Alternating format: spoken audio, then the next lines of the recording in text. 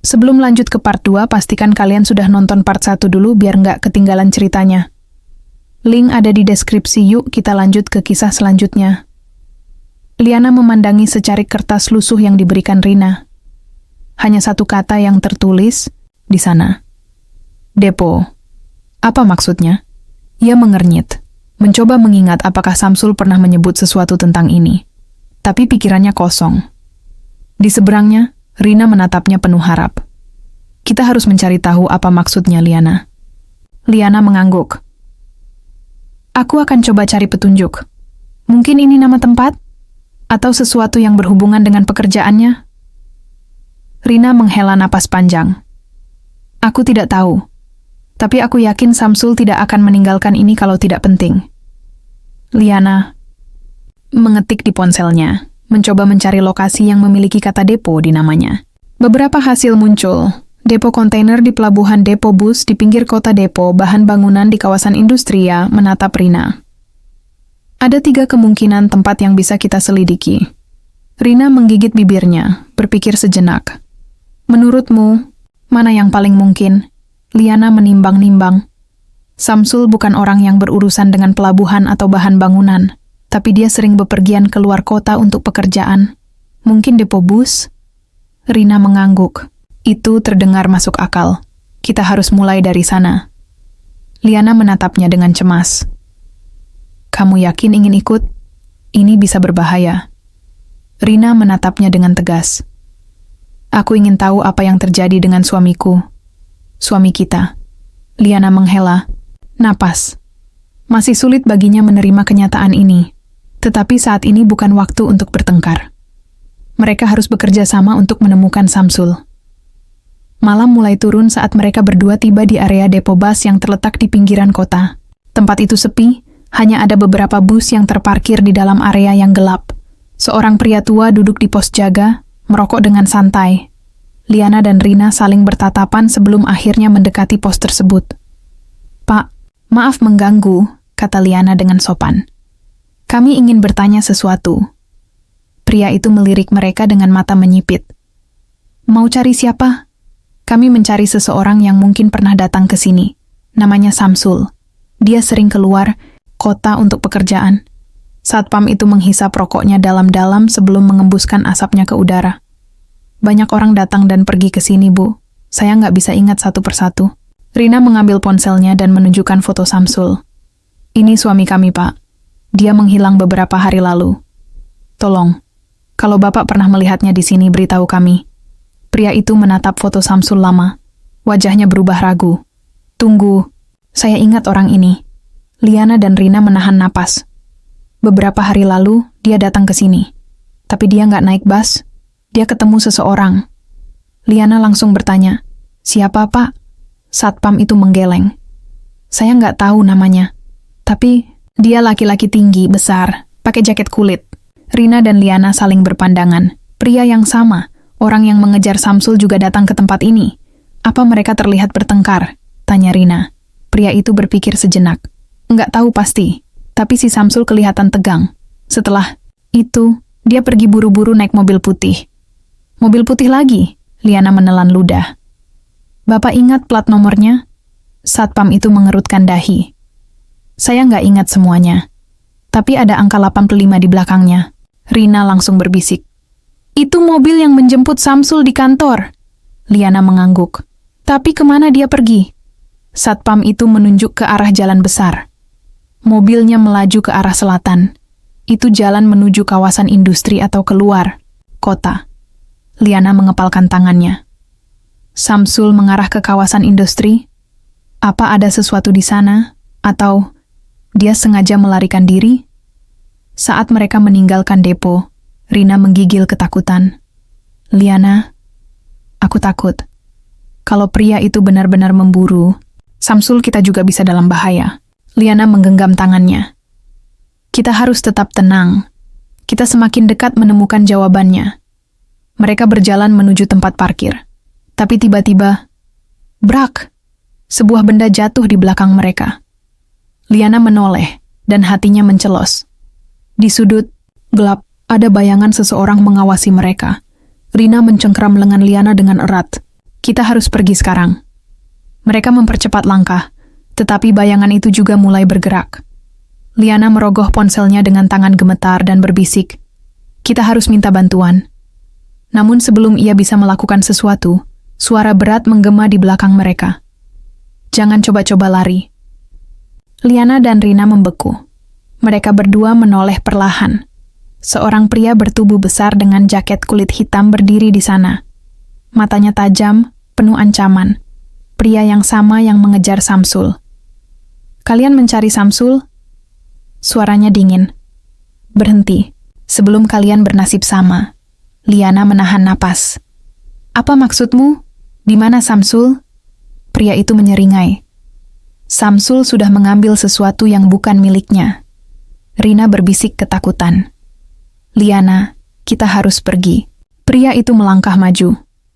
"Kalau kalian pintar, kalian akan berhenti mencari dia sebelum semuanya berakhir buruk."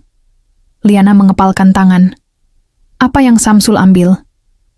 Pria itu hanya tertawa. "Lebih baik kalian tidak tahu." Ia berbalik dan berjalan pergi, menghilang dalam gelap. Liana dan Rina saling berpandangan. Jantung mereka berdetak kencang. Satu hal yang pasti, Samsul bukan hanya menghilang. Dia sedang dalam bahaya, dan mereka harus menemukannya sebelum semuanya terlambat. Liana dan Rina berlari ke dalam mobil setelah pria bertubuh besar itu menghilang ke dalam kegelapan. Jantung mereka masih berdetak kencang, napas memburu.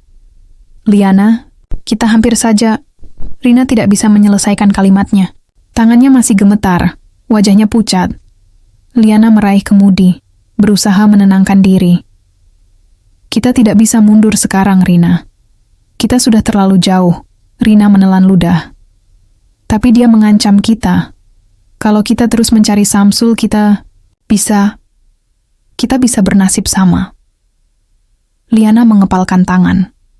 "Aku tidak peduli. Samsul mungkin dalam bahaya. Kalau kita tidak bertindak sekarang, mungkin kita akan kehilangan dia selamanya." Hening sejenak. Rina mengalihkan pandangannya ke luar jendela. Matanya berkaca-kaca. "Aku juga ingin menemukannya, Liana. Tapi bagaimana kalau sudah terlambat?" Suaranya bergetar. Liana menarik napas dalam-dalam. "Kita tidak akan tahu kalau kita tidak mencoba." Akhirnya Rina mengangguk pelan. "Baiklah, apa langkah kita selanjutnya?" Liana kembali menatap kertas lusuh bertuliskan depo yang masih ada di tangannya. Mereka sudah menyelidiki depo bas, tetapi belum mendapatkan jawaban pasti. Mungkin mereka salah tempat? "Kita akan coba ke kawasan industri." Rina terkejut. "Malam-malam begini? Itu tempat sepi, Liana. Berbahaya." Liana menghela napas. "Tapi di sanalah Samsul terlihat terakhir kali. Jika kita tidak bertindak sekarang, kita bisa kehilangan jejak." Rina menatapnya dengan ragu, tetapi akhirnya setuju. "Baiklah, tapi kita harus lebih hati-hati." Liana mengangguk, lalu menginjak pedal gas, melaju menuju kawasan industri. Ketika mereka tiba di kawasan industri, suasana terasa mencekam. Pabrik-pabrik tua berdiri dengan tembok kusam, sebagian sudah ditinggalkan. Lampu, jalan redup, memberikan bayangan yang panjang di trotoar yang kosong. Tidak ada orang. Hanya ada suara jangkrik dan angin yang berdesir di antara bangunan tua. Liana menelan ludah. Kita harus mencari petunjuk, apapun yang bisa mengarah ke Samsul. Mereka turun dari mobil dan berjalan menyusuri area itu.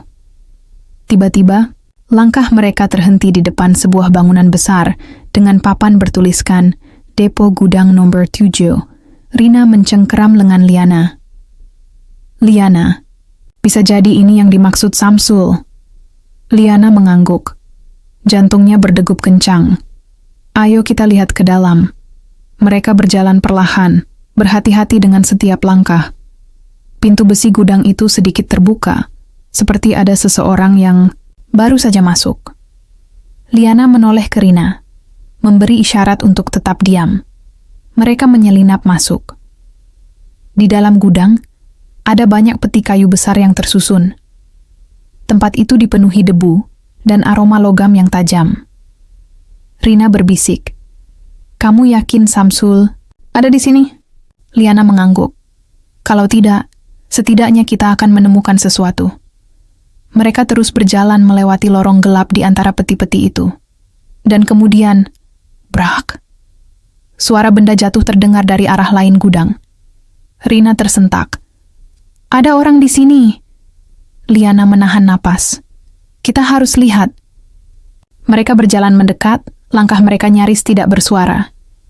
Ketika mereka sampai di sudut ruangan, mereka melihat sesuatu yang membuat darah mereka berdesir. Di lantai, ada sebuah ponsel yang tergeletak. Layarnya retak, tetapi masih menyala. Dan di sana, foto Samsul terpampang di layar kunci. Rina membungkuk cepat, mengambil ponsel itu. Ini ponselnya Samsul. Liana menatapnya dengan tegang. Berarti dia ada di sini, atau setidaknya pernah ada. Mereka mencoba menyalakan ponsel, tetapi terkunci dengan kode sandi. Kita harus membawanya. Namun sebelum mereka bisa bergerak, berhenti di tempat. Suara berat itu menggema di ruangan. Liana dan Rina menegang. Dari balik bayangan, muncul pria berbadan besar yang tadi mengancam mereka di depo bas. Aku sudah bilang untuk berhenti mencari. Wajahnya dingin, matanya penuh ancaman. Apa yang kalian lakukan di sini? Rina menelan ludah. Kami hanya ingin menemukan Samsul. Pria itu tertawa kecil, tetapi suaranya tidak menunjukkan tanda-tanda kebahagiaan. Kalian sudah terlambat. Jantung Liana berdegup kencang. Maksudmu apa? Pria itu melangkah lebih dekat, membuat mereka semakin mundur ke dinding. Samsul sudah mengambil sesuatu yang bukan miliknya. Dan sekarang, dia harus menanggung akibatnya. Mata Rina membelalak. Apa yang dia ambil? Pria itu tersenyum, miring. Itu bukan urusan kalian. Tapi aku berjanji satu hal. Dia mendekatkan wajahnya, hingga Liana bisa mencium aroma tembakau di napasnya. Jika kalian terus ikut campur, kalian akan bernasib sama dengannya. Tiba-tiba, brak, sebuah suara keras terdengar dari arah lain gudang. Pria itu langsung menoleh, wajahnya berubah tegang. Kesempatan itu tidak disia-siakan oleh Liana. Lari, Rina. Mereka berdua langsung berlari secepat mungkin keluar dari gudang, napas mereka memburu. Pria itu berteriak marah di belakang mereka. Ketika mereka berhasil sampai ke mobil, Liana langsung menyalakan mesin dan melaju secepat mungkin meninggalkan kawasan itu. Mereka tidak berani menoleh ke belakang. Jantung mereka masih berpacu saat mereka akhirnya memasuki jalan raya yang terang. Hening menyelimuti mobil untuk beberapa saat, hingga akhirnya Rina bersuara, suaranya gemetar. Liana, kalau pria itu bilang kita terlambat, apa maksudnya Samsul sudah? Liana menggigit bibirnya, menolak memikirkan kemungkinan itu. Namun jauh di dalam hatinya, ketakutan mulai menyelimutinya. Apakah Samsul masih hidup? Atau mereka memang benar-benar sudah terlambat? Mobil melaju kencang di jalanan sepi malam itu. Di dalamnya, Liana berusaha mengendalikan napasnya, sementara Rina masih memegang erat ponsel Samsul yang mereka temukan di gudang. Hening menyelimuti mereka selama beberapa saat, hanya suara deru mesin yang terdengar. Liana, kita hampir mati tadi. Suara Rina masih bergetar. Tangannya gemetar saat melihat layar retak ponsel Samsul. Liana mengepalkan tangan di kemudi. Aku tahu, tapi kita semakin dekat dengan kebenaran. Kebenaran macam apa? Rina menggeleng, matanya berkaca-kaca. Kalau Samsul benar-benar sudah, Liana mengeraskan rahangnya. Jangan bilang begitu. Aku yakin dia masih hidup. Rina menghela napas panjang. Baiklah, kalau begitu, ayo kita cari tahu apa yang sebenarnya terjadi pada Samsul. Liana menoleh ke Rina sejenak, lalu kembali fokus ke jalan. Kita harus cari tempat aman untuk membuka ponsel ini. Mereka akhirnya tiba di rumah Liana. Setelah memastikan pintu terkunci dan tirai tertutup, mereka duduk di meja makan, menatap ponsel Samsul yang kini tergeletak di antara mereka. Kita tidak tahu kata sandinya. Rina berbisik. Liana menatap layar retak itu. Coba tanggal lahirnya.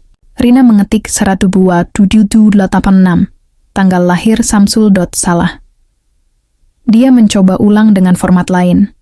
2277 tundin sapantit papanatenam. Salah lagi. Rina mulai panik. Kalau kita tidak bisa membuka ini, kita tidak akan tahu apa yang terjadi. Liana berpikir keras. Lalu matanya berbinar. Coba tanggal pernikahan kami. Rina mengetik. 23 Ruunda Tui 228. Ponsel terbuka. Mereka saling berpandangan. Jantung berdebar lebih cepat. Kita berhasil. Bisik Rina. Tetapi saat mereka membuka galeri, chat, atau panggilan, semuanya kosong. Tidak ada foto, tidak ada riwayat panggilan, tidak ada pesan. Liana mengernyit. Ini aneh. Samsul bukan tipe orang yang menghapus semuanya. Rina menelusuri menu ponsel dengan cepat. Tunggu. Ada folder tersembunyi. Dia membuka pengaturan, menampilkan file tersembunyi. Dan di sana, mereka menemukan sebuah folder tanpa nama. Liana menelan ludah. Buka. Ketika folder itu dibuka, mereka menemukan beberapa video dan dokumen. Rina mengetuk salah satu video. Layar ponsel menampilkan Samsul. Wajahnya terlihat lelah dan tegang, seolah sedang merekam sesuatu secara diam-diam. Jika kau menemukan video ini, berarti aku mungkin dalam bahaya. Liana menutup mulutnya dengan tangan, sementara Rina membeku di tempatnya. Samsul melanjutkan, suaranya lirih. Aku terlibat sesuatu yang seharusnya tidak aku sentuh. Aku pikir ini hanya pekerjaan biasa, tapi ternyata lebih besar dari dugaanku. Dia menghela napas panjang, menoleh ke arah lain seolah memastikan tidak ada orang yang mendengarnya. Aku tidak bisa mengatakan semuanya di sini, tapi yang jelas, aku sudah menemukan bukti. Jika sesuatu terjadi padaku, tolong, berikan ini ke polisi. Jangan percaya siapapun. Video terhenti. Liana menutup mata sejenak, merasakan bulu kuduknya meremang. Bukti? Bukti apa? Bisik Rina. Mereka kembali ke folder dan menemukan sebuah file dokumen berjudul Transaksi Rahasia. Liana membukanya dan matanya langsung melebar. Di dalamnya terdapat daftar nama-nama, nomor rekening, dan jumlah uang dalam jumlah fantastis. Ini transaksi ilegal! Rina terperangah.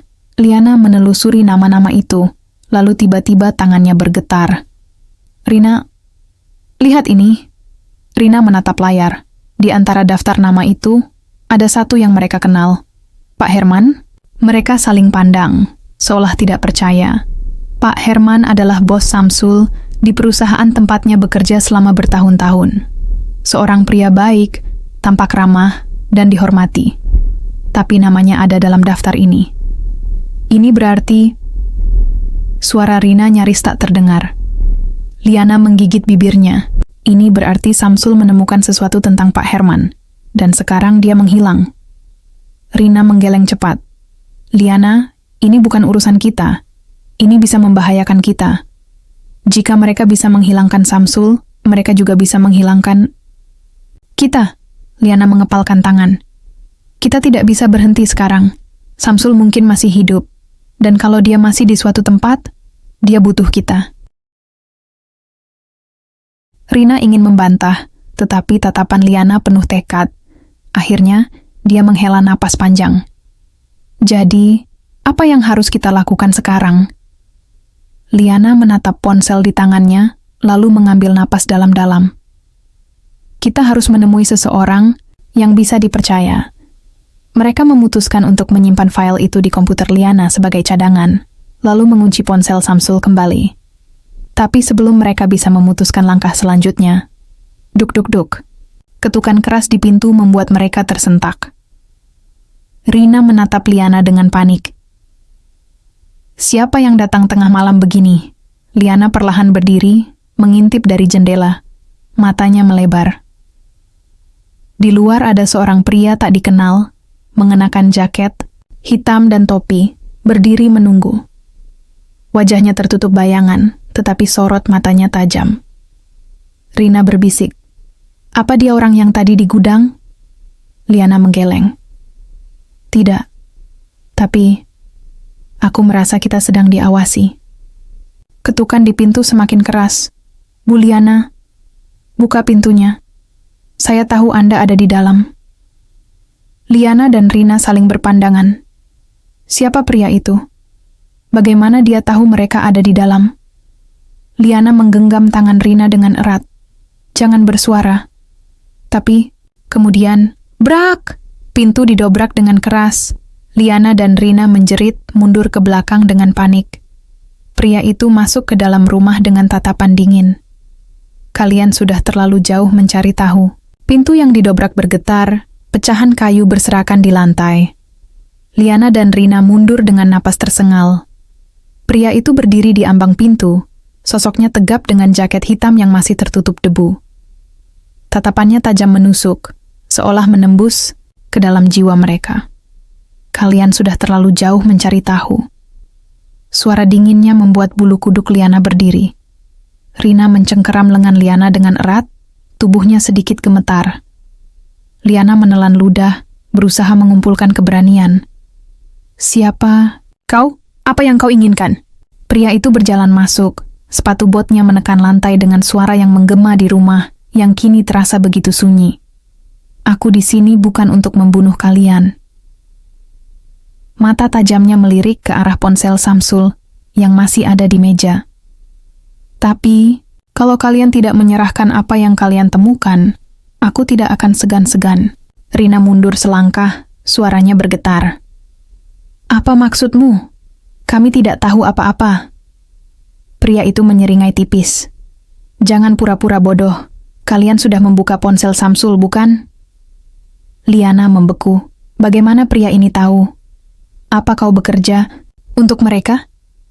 Tanya Liana. Suaranya rendah namun penuh kemarahan. Pria itu mengerutkan kening. Mereka? Orang-orang yang menculik suamiku. Orang-orang yang mencoba membunuh kami di gudang. Suara Liana meninggi. Pria itu terdiam sejenak, lalu menghela napas berat. Dengar. Aku tidak punya banyak waktu.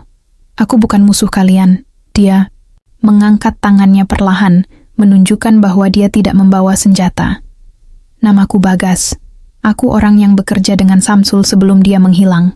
Liana dan Rina bertukar pandang, mencoba mencerna informasi itu. Bekerja dalam hal apa? Tanya Rina. Masih waspada. Bagas mendekat ke meja, lalu mengambil kursi dan duduk dengan gerakan santai. Samsul dan aku menyelidiki sesuatu yang besar, sesuatu yang melibatkan banyak orang penting di kota ini. Liana menyipitkan matanya. Pak Herman? Bagas menatapnya, lalu mengangguk. Bukan hanya dia, ada banyak orang di belakang layar. Pejabat, polisi korup, bahkan beberapa orang di pemerintahan. Jantung Liana berdebar semakin kencang. Samsul berhasil mendapatkan bukti. Itulah sebabnya dia menghilang. Rina menggelengkan kepala cepat. Tapi kenapa dia tidak bilang apa-apa pada Liana? Kenapa dia harus menyelidiki hal berbahaya ini sendirian? Bagas menatap Liana, sorot matanya penuh simpati. Dia ingin melindungimu. Liana merasakan tenggorokannya mengering. Samsul selalu seperti itu. Dia selalu menanggung beban sendiri, tidak ingin orang lain terluka. Aku datang ke sini untuk membantumu, lanjut Bagas. Tapi kalian harus percaya padaku. Liana menatapnya lekat-lekat. Ada sesuatu dalam sorot mata pria ini yang membuatnya percaya, meskipun hatinya masih penuh keraguan. Tapi sebelum dia bisa menjawab, brak, jendela pecah. Peluru menembus kaca, menghantam dinding di belakang. Mereka, tiarap! Teriak Bagas. Liana dan Rina langsung menjatuhkan diri ke lantai. Bagas bergerak cepat, menarik pistol dari pinggangnya, dan membidik ke arah jendela. Dor! Dor! Balasan tembakan membuat penyerang di luar menghilang ke dalam kegelapan malam. Liana berusaha menahan napasnya yang memburu. Siapa mereka? Bagas mengintip dari balik meja. Orang-orang yang ingin kalian mati. Rina menangis ketakutan. Kita harus pergi dari sini. Bagas mengangguk. Kita tidak bisa tinggal di sini lebih lama. Ambil barang-barang yang kalian butuhkan. Kita harus menghilang sekarang juga. Liana dengan cepat mengambil ponsel Samsul dan beberapa dokumen penting. Rina masih gemetar, tapi ia mengikuti instruksi. Saat mereka keluar dari rumah melalui pintu belakang, Liana menoleh sekali lagi ke rumah yang telah ia tinggali bersama Samsul selama 15 tahun. Malam itu, ia meninggalkan semuanya. Karena sekarang, ia bukan hanya seorang istri yang mencari suaminya. Ia adalah seorang wanita yang membawa rahasia berbahaya yang bisa mengguncang segalanya. Dan mereka tidak akan berhenti memburunya. Mereka mengendarai mobil dengan kecepatan tinggi menuju sebuah tempat yang Bagas sebut sebagai safe house. Selama perjalanan, Bagas menjelaskan lebih banyak tentang Samsul. Dia tahu ini akan berbahaya. Itu sebabnya dia meninggalkan petunjuk di ponselnya. Jika dia tidak kembali, seseorang harus meneruskan pekerjaannya. Liana mengepalkan tangan. Kau tahu di mana dia sekarang? Bagas menggeleng. Tapi aku punya dugaan. Dia mengambil sebuah catatan dari saku jaketnya, lalu menyerahkannya pada Liana. Di kertas itu, ada alamat sebuah rumah di pinggiran kota. Ini adalah tempat terakhir Samsul menghubungiku sebelum dia menghilang. Liana menatap catatan itu, hatinya berdebar. Di sanalah, mungkin, jawaban yang ia cari selama ini menunggu. Tapi mereka tidak tahu bahwa saat itu juga, seseorang telah menunggu mereka di sana. Dan tidak semua orang ingin mereka menemukan Samsul hidup-hidup.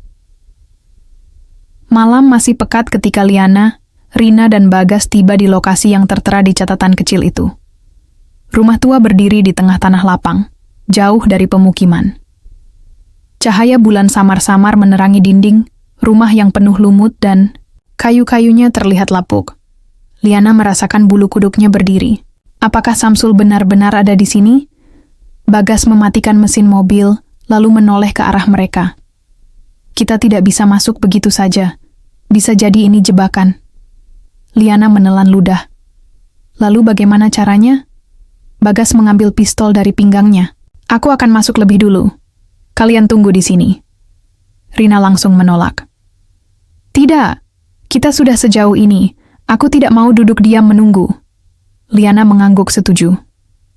Aku juga ingin ikut. Kalau Samsul benar ada di sana, aku ingin menemukannya sendiri. Bagas menghela napas, lalu akhirnya menyerah. Baik, tapi jangan bertindak gegabah. Ikuti aku. Mereka bertiga keluar dari mobil dengan hati-hati. Langkah kaki mereka nyaris, tidak bersuara saat menyusuri jalanan tanah menuju rumah itu. Liana bisa merasakan angin dingin menusuk kulitnya. Tapi bukan itu yang membuatnya gelisah, melainkan keheningan yang terasa aneh. Seharusnya ada suara jangkrik atau burung malam. Tapi semuanya sunyi. Bagas memberi isyarat agar mereka berhenti di depan pintu rumah. Dengan hati-hati, ia mencoba gagang pintu. Terkunci. Tanpa bicara, Bagas mengeluarkan sesuatu dari sakunya. Sebuah kunci cadangan yang ia temukan dalam mobil Samsul sebelumnya. Ia memasukkan kunci itu ke dalam lubang, dan klik, pintu terbuka.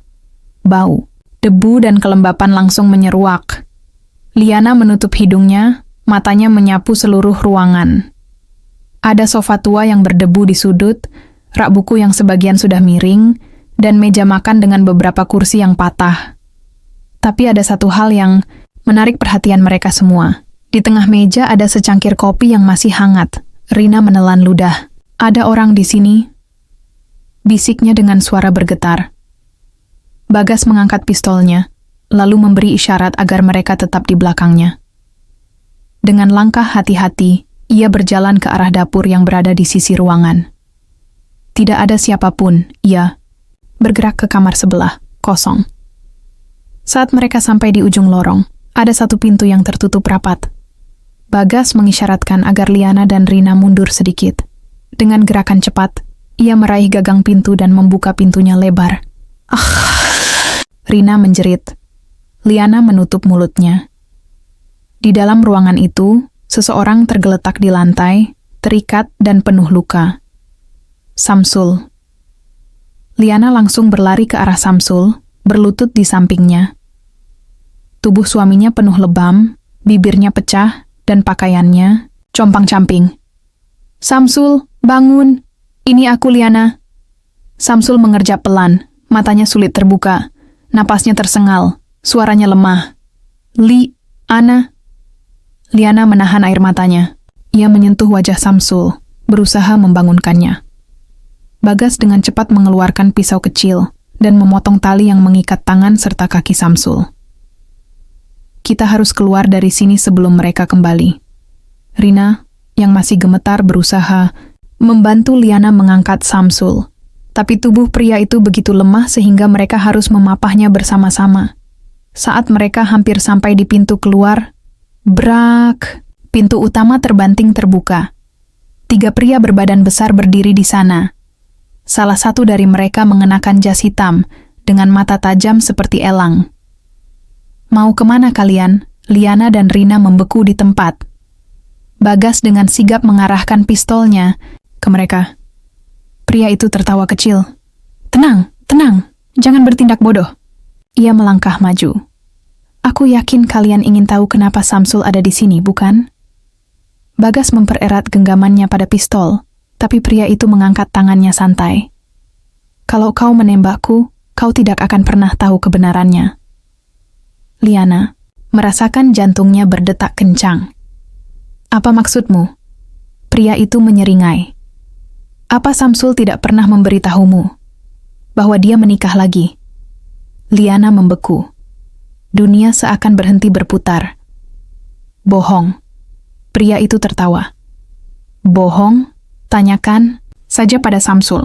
Liana menoleh ke arah suaminya, yang wajahnya kini semakin pucat. Matanya penuh ketakutan. Samsul, katakan padaku kalau ini tidak benar. Samsul menggigit bibirnya, tubuhnya gemetar. Lalu, dengan suara lirih, ia berbisik. Maafkan aku, Liana. Dunia Liana hancur seketika. Liana merasa sesak. 15 tahun. Semua pengorbanan, semua kesetiaan, hanya untuk dihancurkan dalam satu kalimat. Pria itu melipat tangan di depan dada. Samsul menikah lagi dengan seseorang yang tidak seharusnya. Seseorang yang sangat berbahaya. Bagas menyipitkan matanya. Siapa? Pria itu tersenyum tipis. Putri dari Pak Herman. Seketika, ruangan itu terasa semakin mencekik. Rina menatap Samsul dengan syok. Kau menikahi anak dari orang yang mencoba membunuh kita. Samsul mencoba berbicara, tapi suaranya hampir tidak terdengar. Aku tidak punya pilihan. Mereka mengancam akan membunuh Liana jika aku menolak. Liana merasa seluruh tubuhnya bergetar. Jadi selama ini, Samsul menghilang, bukan hanya karena penyelidikan, tapi juga karena rahasia yang lebih besar. Ia menikahi anak musuh mereka. Pria berjas hitam itu menatap mereka dengan tatapan puas. Jadi sekarang, kau tahu kebenarannya. Tapi, sayangnya, kalian tidak akan keluar dari sini hidup-hidup. Dor. Bagas menarik pelatuknya lebih dulu. Suasana berubah menjadi kekacauan. Peluru melesat ke segala arah, sementara Liana dan Rina berusaha menarik. Samsul keluar dari rumah yang kini menjadi medan pertempuran. Mereka harus keluar. Mereka harus bertahan, hidup. Tapi pertanyaannya sekarang, apakah Liana masih ingin menyelamatkan suaminya? Atau membiarkannya menghadapi akibat dari pengkhianatannya sendiri?